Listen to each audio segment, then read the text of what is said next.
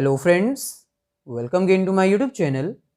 सो आज के इस वीडियो में हम डिस्कस करेंगे बिजनेस स्टडीज़ के कुछ important questions from chapter 2 that is principles of management. इससे पहले chapter 1 nature and significance of management के इंपॉर्टेंट क्वेश्चंस हम ऑलरेडी कवर कर चुके हैं। सभी वीडियोस का लिंक डिस्क्रिप्शन में गिवन है, आप जाकर देख लीजिएगा। प्रिंसिपल्स ऑफ मैनेजमेंट के इंपॉर्टेंट क्वेश्चंस को हम कुछ कैटेगरीज में डिवाइड करेंगे और वो सारे इंपॉर्टेंट क्वेश्चंस कवर करेंगे जो पेपर पॉइंट ऑफ व्यू से इंपॉर्टेंट है, जैसे MCQs, very short questions, short questions, long questions and case based questions. आज के इस फर्स्ट लेक्चर में हम एमसीक्यूज कवर करेंगे। एमसीक्यूज स्टार्ट करने से पहले आपको बता दें कि प्रिंसिपल्स ऑफ मैनेजमेंट के ये कुछ टॉपिक्स हैं जो एमसीक्यूज में कवर किए जाएंगे। फर्स्ट हमारे पास आता है प्रिंसिपल्स ऑफ मैनेजमेंट का concept, features and importance. Second हमारे पास आता है फ्यूल्स प्रिंसिपल्स ऑफ मैनेजमेंट, जिसमें टोटल 14 प्रिंसिपल्स कवर किए जाते हैं। नेक्स्ट फीचर हमारे पास है टेलर्स साइंटिफिक मैनेजमेंट। इसके फर्दर 2 टॉपिक्स हैं, प्रिंसिपल्स जिनको हम टेलर्स साइंटिफिक मैनेजमेंट प्रिंसिपल्स भी कहते हैं, और टेक्निक्स। लास्ट टॉपिक हमारे पास है difference between Fayol's principle of management and Taylor's scientific principles of management. Basically अगर एमसीक्यूज या वेरी शॉर्ट क्वेश्चंस की अगर बात की जाए तो ये कुछ ऐसे क्वेश्चंस होते हैं, ये कुछ ऐसे एमसीक्यूज होते हैं जो कि पूरे ही चैप्टर में से कवर किए जाते हैं। यानी इनके लिए कोई इंपॉर्टेंट टॉपिक सजेस्ट नहीं किया जा सकता, क्योंकि एमसीक्यूज किसी भी चैप्टर में से किसी भी टॉपिक में से डिस्कस किए जा सकते हैं। सो मेजरली इस चैप्टर के टोटल 4 टॉपिक्स हैं, जिसमें से फर्स्ट 3 टॉपिक एमसीक्यूज और वेरी शॉर्ट क्वेश्चंस के लिए इंपॉर्टेंट है। तो इन तीनों टॉपिक्स के ऊपर बेस्ड हम कुछ एमसीक्यू स्टार्ट करते हैं। लेकिन स्टार्ट करने से पहले आपसे रिक्वेस्ट है कि अगर आप फर्स्ट टाइम हमारे चैनल पर आए हैं तो उसको सब्सक्राइब करके बेल आइकन को क्लिक कर दीजिए, ताकि फ्यूचर में अगर हम जितनी भी वीडियोस अपलोड करें अकाउंट्स, इकोनॉमिक्स या बिजनेस के रिगार्डिंग, उसका लिंक आपको तुरंत मिल जाए।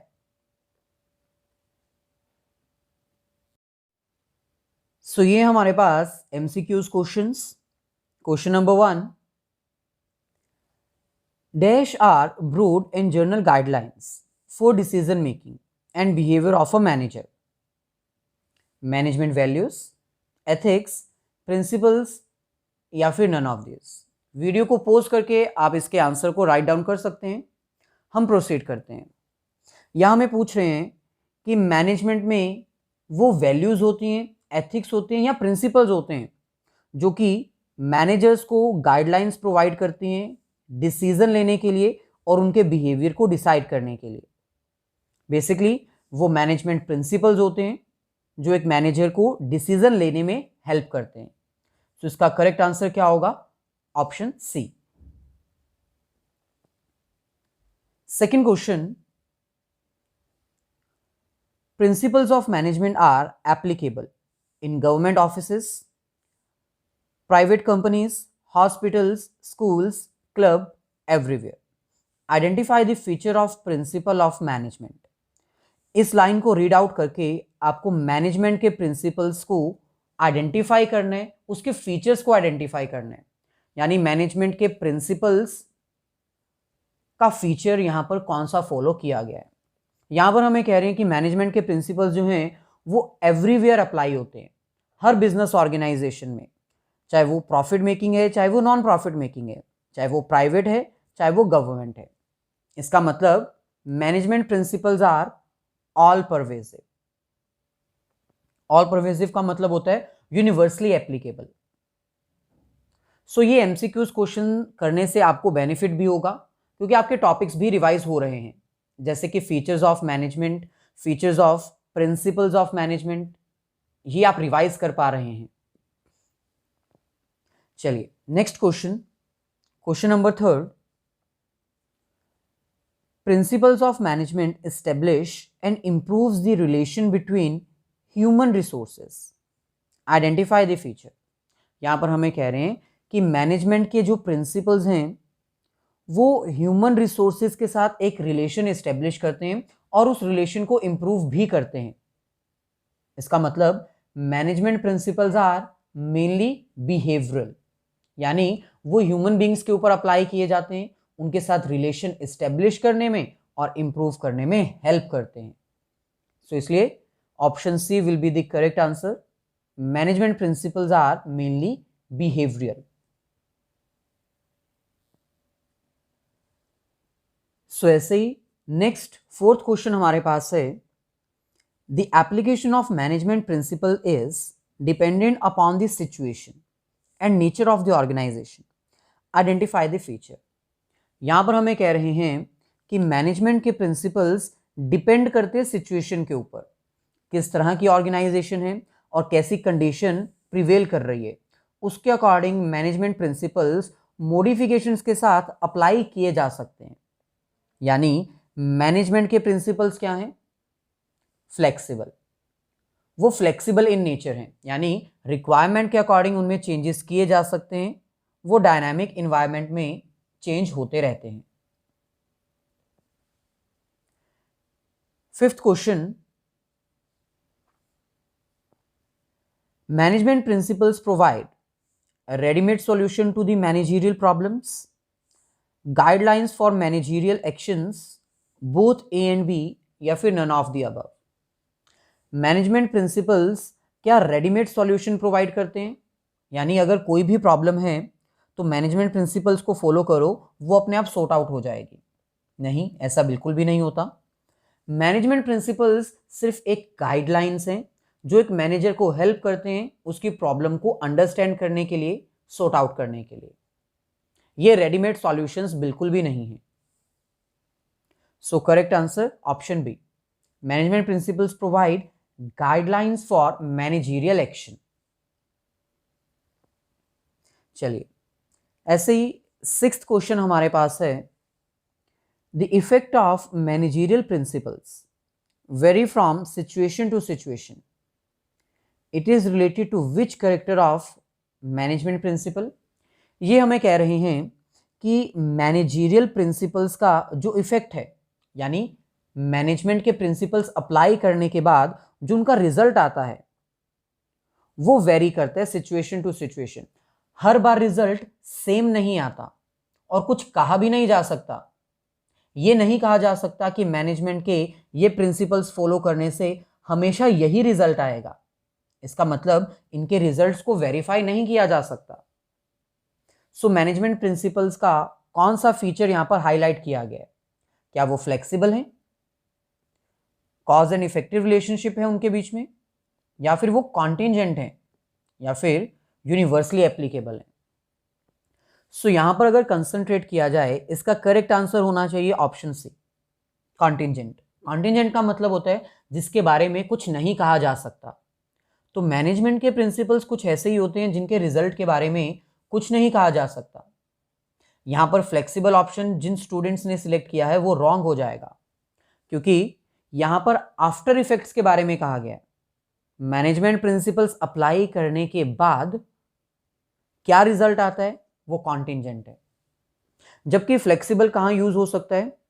फोर्थ क्वेश्चन में, जहां पर हमें एप्लीकेशंस के बारे में बोला गया है कि मैनेजमेंट के प्रिंसिपल्स अप्लाई करने के टाइम पर वेरी करते हैं, यानी वो फ्लेक्सिबल है।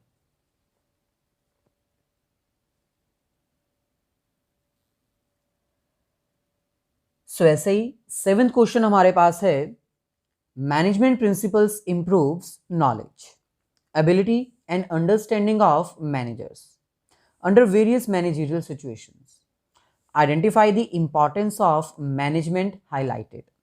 अब यहां पर हमें कुछ लाइंस कोट करके ये पूछा गया है कि कौन सी इंपॉर्टेंस मैनेजमेंट प्रिंसिपल्स की यहां पर हाईलाइट की गई है। सो मैनेजमेंट प्रिंसिपल्स एक मैनेजर की नॉलेज, एबिलिटी और अंडरस्टैंडिंग को इंप्रूव करते हैं डिफरेंट सिचुएशंस में।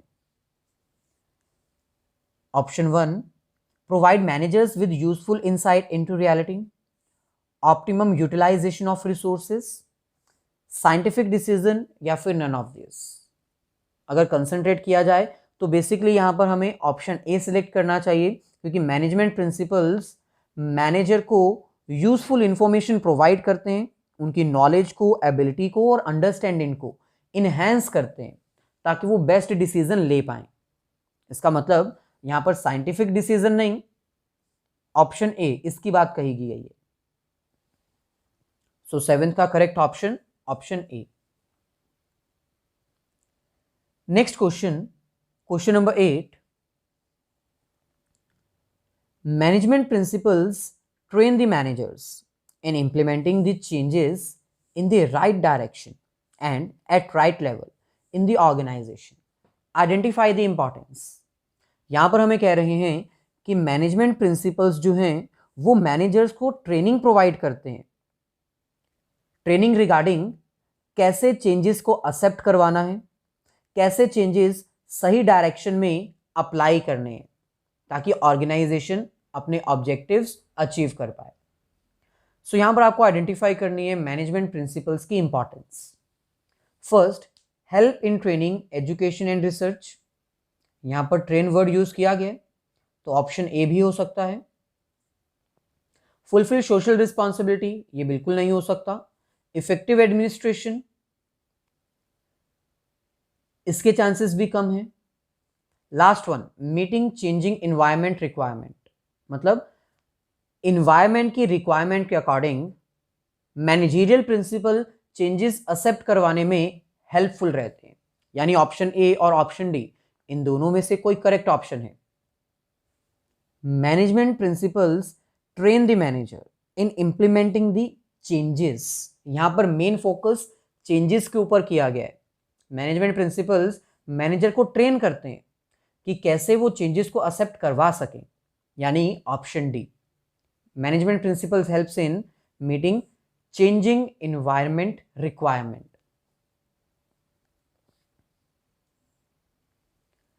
Question number 9, management principles do not act as guidelines for achieving organizational objectives, but these principles are also guide the managers to perform social responsibility. In the light of this statement, identify importance of management principles. इस para को read करते हुए आपको management principles की importance को identify करना है। यहां पर हमें कह रहे हैं कि मैनेजमेंट प्रिंसिपल्स ना सिर्फ गाइड करते हैं ऑर्गेनाइजेशन के ऑब्जेक्टिव्स को अचीव करने के लिए, बल्कि ये कुछ ऐसे प्रिंसिपल्स हैं जो मैनेजर को गाइड करते हैं कि कैसे वो अपनी सोशल रिस्पॉन्सिबिलिटीज परफॉर्म कर सकते हैं। यानी मेन इंपॉर्टेंस यहां पर किस चीज की है? Fulfilling social responsibility, option B.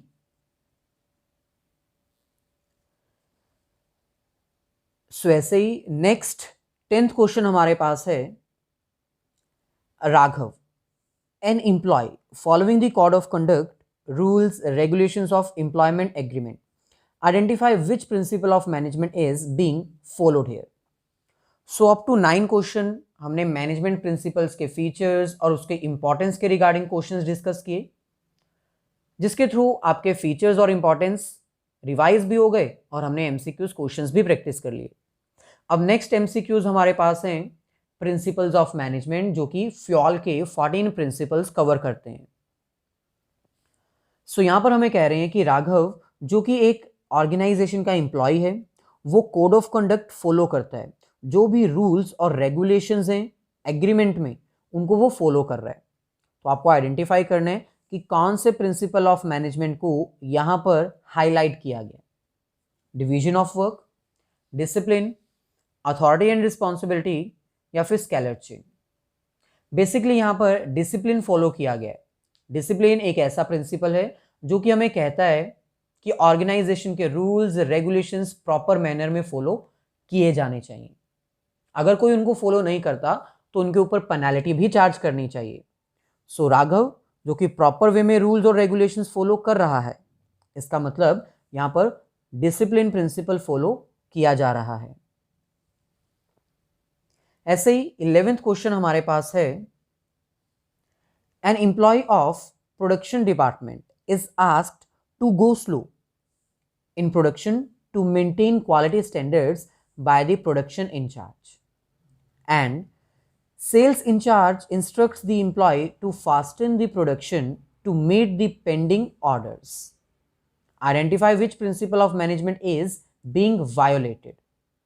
यहां पर हमें कह रहे हैं कि प्रोडक्शन डिपार्टमेंट का एक एम्प्लॉय है जिसको कि प्रोडक्शन इंचार्ज ने कहा कि आप अपनी प्रोडक्शन के प्रोसेस को थोड़ा स्लो डाउन कर दीजिए ताकि क्वालिटी स्टैंडर्ड्स मेंटेन रहें, जबकि सेल्स इंचार्ज उसी सेम एम्प्लॉय को आकर कहता है कि आप अपनी प्रोडक्शन थोड़ी ज़्यादा स्पीड से करिए क्योंकि हमें हमारे टारगेट्स मीट करने हैं, हमें हमारे पेंडिंग ऑर्डर्स को फुलफिल करना है, अपने प्रोडक्ट्स सेल करने हैं। तो इन दो पॉइंट्स को ध्यान में रखते हुए आपको आइडेंटिफाई करना है कि मैनेजमेंट का कौन सा प्रिंसिपल यहां पर वायोलेट हो रहा है, यानी कौन सा प्रिंसिपल फॉलो नहीं हो रहा। Unity of command, unity of direction, both A and B, या फिर नन ऑफ दिस। बेसिकली यहां पर एक एम्प्लॉय को दो सुपीरियर से ऑर्डर मिल रहा है। एक सुपीरियर कहता है कि प्रोडक्शन स्लो करो और दूसरा सुपीरियर कहता है कि प्रोडक्शन की स्पीड इंक्रीज कर दो, यानी यहां पर कमांड को लेकर प्रिंसिपल फॉलो नहीं हो रहा। यूनिटी ऑफ कमांड कहता है कि भाई एक सुपीरियर ही एक सबऑर्डिनेट को ऑर्डर दे, यानी one boss over a one subordinate. लेकिन यहां पर दो सुपीरियर्स हैं, दो बॉस हैं, इसलिए यहां पर unity of command principle follow नहीं हो रहा। Question number 12, before buying raw materials, the managers must compare the prices and qualities of all the supply and give order to best rather than giving order to his own relatives by misusing his power. Identify the principle being discussed. So यहां पर हमें कह रहे हैं कि किसी भी organisation को अगर रॉ मटेरियल परचेज करना है तो उसके मैनेजर को सबसे पहले डिफरेंट सप्लायर्स के प्राइजेस और क्वालिटीज को कंपेयर करना चाहिए, जिसका बेस्ट है उसको ऑर्डर देना चाहिए। एक मैनेजर को अपनी पावर का मिसयूज करते हुए अपने रिलेटिव्स को ऑर्डर नहीं देना चाहिए, पर्सनल बेनिफिट्स के बारे में नहीं सोचना चाहिए। सो यहां पर कौन सा प्रिंसिपल डिस्कस किया गया है? Authority and responsibility, scalar chain, subordination of individual interest to general interest, या फिर नन ऑफ दिस। बेसिकली यहां पर ऑप्शन सी करेक्ट होगा, सबरोगेशन या फिर subordination of individual interest to general interest, यानी एक ऑर्गेनाइजेशन के मैनेजर को अपने पर्सनल इंटरेस्ट को पीछे रखना चाहिए, ऑर्गेनाइजेशन के बेनिफिट के लिए पहले काम करना चाहिए, और यही प्रिंसिपल यहां पर फॉलो किया गया है, डिस्कस किया गया है। सो ऐसे ही नेक्स्ट 13th क्वेश्चन हमारे पास है, there is fixed place for everything and everything should be at fixed place. Identify the principle of management. यहां पर हमें कह रहे हैं there is a fixed place for everything. सभी चीजों के लिए, सभी आइटम्स के लिए कोई ना कोई फिक्स प्लेस होती है और वो सब आइटम्स अपने फिक्स प्लेस पर होनी भी चाहिए। जब जरूरत पड़े तब वहां पर विजिट किया जाए, जो आइटम चाहिए उसको पिक किया जाए और यूज करने के बाद उसको वहीं रख दिया जाए। Identify the principle of management. यहां पर कौन से प्रिंसिपल ऑफ मैनेजमेंट को हाईलाइट किया गया? Scalar chain, subrogation of individual interest to general interest, principle of equality, या फिर प्रिंसिपल ऑफ ऑर्डर। बेसिकली यहां पर D option principle of order को फॉलो किया गया है, क्योंकि प्रिंसिपल ऑफ ऑर्डर ही ऐसा प्रिंसिपल है जो ये सजेस्ट करता है कि सभी चीज़ों के लिए कोई ना कोई फिक्स प्लेस होनी चाहिए और वो चीज़, वो आइटम अपने फिक्स प्लेस पर ही मिलनी चाहिए ताकि टाइम वेस्ट ना हो। Next question, question number 14, the principles which minimises employees turnover is called. वो कौन सा प्रिंसिपल है जो ये सजेस्ट करता है कि एम्प्लॉयज की टर्नओवर, यानी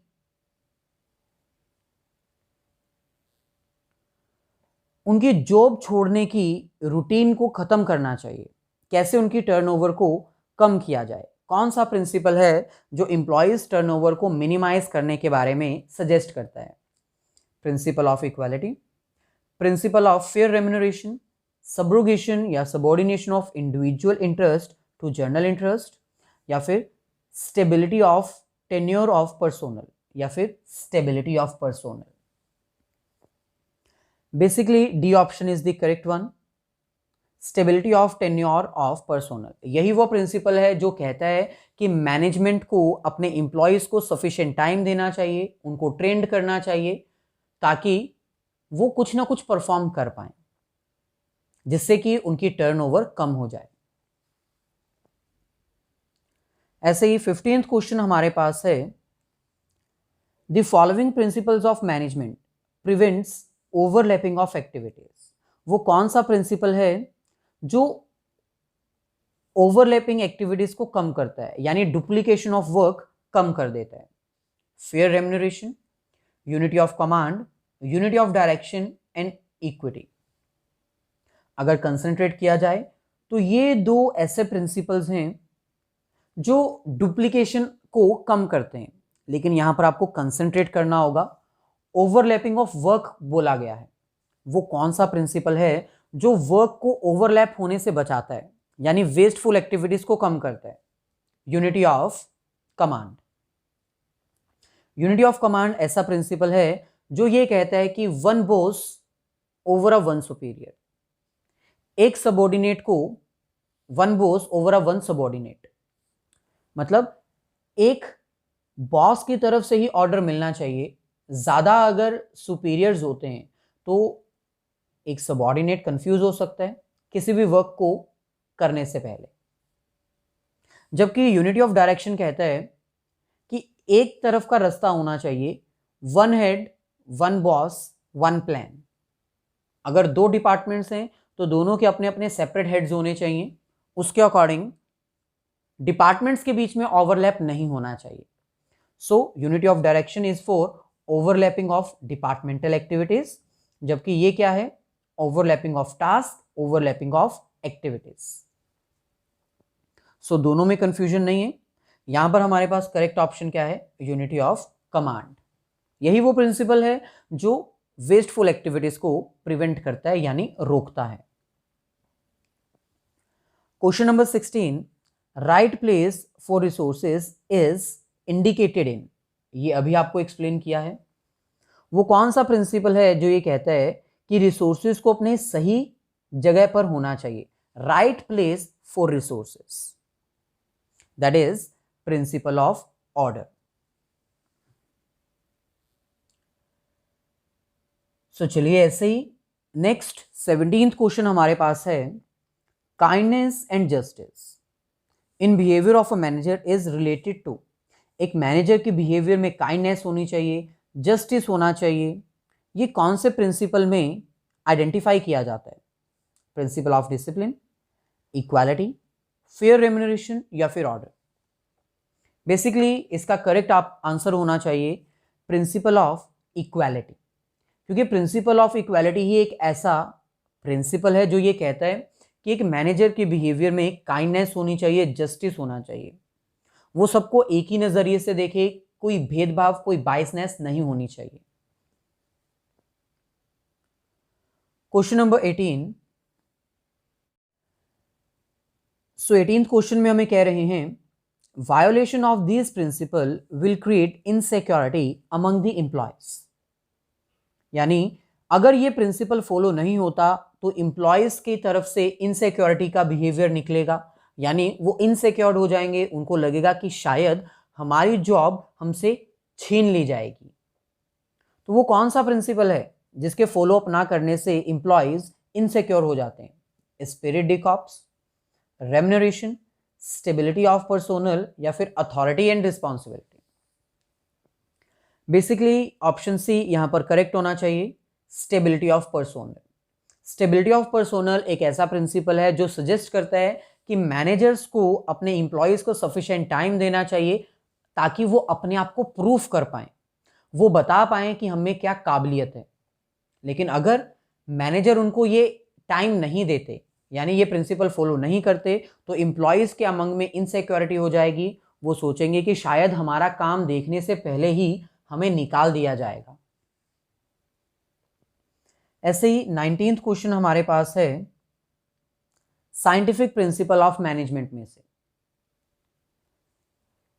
क्वेश्चन में हमें कह रहे हैं there is only one method to maximise efficiency and this method could be developed by study and analysis not by rule of thumb. Identify the scientific principle of management. यहां पर हमें कह रहे हैं कि हर चीज को अप्लाई करने के लिए एक बेस्ट मेथड होता है और हमें उस बेस्ट मेथड को आइडेंटिफाई करना चाहिए, ढूंढना चाहिए, एनालाइज करना चाहिए, ना कि कोई भी मेथड सिलेक्ट कर लेना चाहिए बाय रूल ऑफ थंब। तो आइडेंटिफाई करना है कि यहां पर कौन से साइंटिफिक प्रिंसिपल ऑफ मैनेजमेंट की बात कही गई है। बेसिकली 4 ही प्रिंसिपल्स हैं साइंटिफिक प्रिंसिपल्स, उसमें से यहां पर first science is not rule of thumb को फॉलो किया गया है। ऐसे ही लास्ट क्वेश्चन हमारे पास है the foreman responsible for timely completion of job is called. Basically ये साइंटिफिक प्रिंसिपल्स ऑफ मैनेजमेंट की टेक्निक्स हैं। यहां पर हमें कह रहे हैं कि वो कौन सा फॉरमैन है जो टाइमली जॉब को कंप्लीट करवाने के लिए रिस्पॉन्सिबल होता है। Gang boss, speed boss, repair boss या फिर इंस्पेक्टर। बेसिकली वो स्पीड बॉस ही है जो टाइमली जॉब को कंप्लीट करवाने के लिए रिस्पॉन्सिबल माना जाता है। चलिए, सो ये थे हमारे पास पूरे ही चैप्टर में से कुछ इंपॉर्टेंट क्वेश्चंस, एमसीक्यूज। लास्ट में आपसे रिक्वेस्ट है कि अगर अब तक आपने वीडियो को लाइक नहीं किया है तो इसको लाइक कर दीजिए और अपने फ्रेंड्स के साथ शेयर कर दीजिए, ताकि आपकी शेयरिंग मेरे को मोटिवेट करे जल्दी से जल्दी इंपॉर्टेंट क्वेश्चन सीरीज को कंप्लीट करने के लिए। सो लाइक और शेयर करते रहिए। इसके साथ ही ये कुछ फिलअप्स हैं जो कि आपको कंप्लीट करने हैं अपने लेवल पर। आप इनको सॉल्व करिए और अपने एग्जाम प्रिपरेशन को एनालाइज करिए। इनका सॉल्यूशन आपको हमारे इंस्टाग्राम आईडी या फिर टेलीग्राम ग्रुप में मिल जाएगा।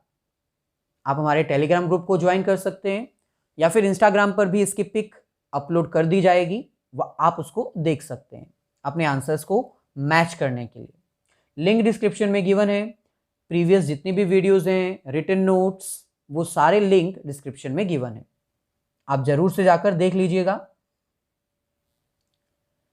फिलअप्स के साथ ये कुछ ट्रू फॉल्स हैं, ये भी आप अपने लेवल पर ट्राई कर सकते हैं और इसके आंसर्स भी आपको वहीं पर मिल जाएंगे।